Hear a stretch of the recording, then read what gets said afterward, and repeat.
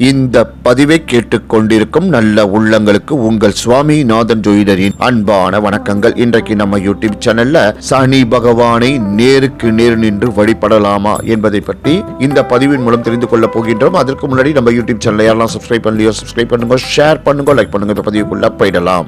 நவ கிரகங்களில் மிகவும் முக்கியமான பாவ கிரகமாக சனி கருதப்படுகின்றார். சனி கொடுத்தாலும் சரி கெடுத்தாலும் சரி அதை யாராலும் தடுக்க முடியாது. அப்படிப்பட்ட சனி பகவானின் பார்வையை சக்தியை நம்மால் தாங்கிக் கொள்ள இயலாது. அதனால் சனி பகவானை நேருக்கு நேர் நின்று வழிபடக்கூடாது. கோவில்களில் 2 பக்கங்களில் நின்றுதான் வழிபட வேண்டும். சனி பகவான் என்று மட்டும் இல்லை, கோவிலில் உள்ள எந்த தெய்வத்தையும் நேருக்கு நேர் நின்று தரிசிக்க கூடாது. தெய்வ சக்தியை நேருக்கு நேர் எதிர்கொள்ளும் சக்தி நந்தி, கருடாழ்வார், சிம்மம் போன்ற தெய்வ வாகனங்களுக்கு மட்டுமே உண்டு.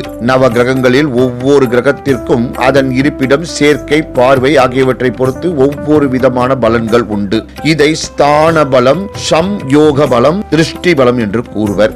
இயற்கையிலேயே அசுப கிரகமான சனி கிரகத்தின் 3, 7, 10ஆம் பார்வை பொதுவாக அசுபத்தையே ஏற்படுத்தும் என்பதால் சனீஸ்வரரை நேருக்கு நேர் நின்று தரிசிப்பதை தவிர்க்கிறார்கள். சனிக்கிழமை தோறும் நவகிரகம் சுற்றும் பழக்கம் உள்ளவர்கள் சனீஸ்வரனை நேருக்கு நேர் நின்று வழிபடாமல் சன்னதிகளின் 2 பக்கங்களில் நின்று வழிபடலாம். இவ்வாறு வழிபட்டால் சனி பகவானின் கெடு பார்வையால் நமக்கு எந்தவித தீங்கும் ஏற்படாது. மேலும் 7.5 சனி, பாத சனி, ஜென்ம சனி, அஷ்டம சனி நடைபெறும் பட்சத்தில் பாதிக்கப்பட்டவர்கள் சனி பகவானுக்கு 27 தடவை சுற்றி வந்து எல் விளக்கு ஏற்றி வந்தால் சனீஸ்வரனின் தாக்கம் குறைந்து ஆபத்துக்கள் விலகும் என்பது ஐதீகம் என்று கூறி இந்த சிறப்பான ஆன்மீக பதிவை நிறைவு செய்கிறேன். நன்றி, வணக்கம், வாழ்க வளமுடன்.